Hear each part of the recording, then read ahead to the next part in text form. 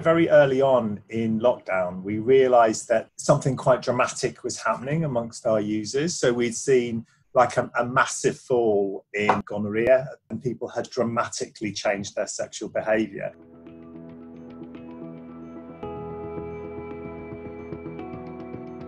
The chain of infection was broken because people weren't having sex. But secondly, there's this really important thing with HIV transmission, which is when you first catch it, you've got really, really high levels of the virus. So you're really infectious. So because no one's caught it recently, no one's in this kind of super infectious stage. So that has a big effect.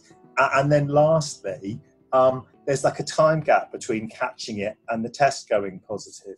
So once you're 4 weeks into lockdown, everyone with HIV will be picked up by the test.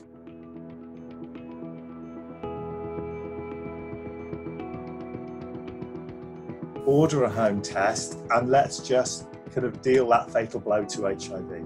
To do a home blood test, this is what you'll need. First, give your hands a wash under warm water, then you can use your alcohol wipe to clean the area. Once that's dry, you can open up the lancet and give yourself a prick on the side of the finger. The aim is to fill this bottle to the marker with blood. I suggest you have some tissues nearby.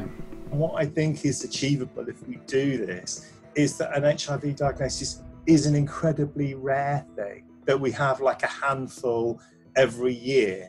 And I do think that's achievable, but we just all need to take action.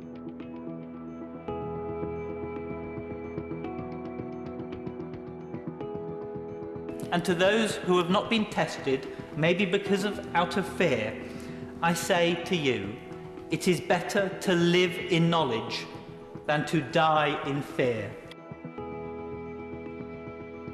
There's some real opportunities with the lockdown in terms of breaking the chain of HIV. However, there are also difficulties. There are difficulties because there is a social stigma to get testing now, and there is a social stigma to admit that you have had sex outside of the lockdown, outside of your family unit, which is advised not to do at the moment.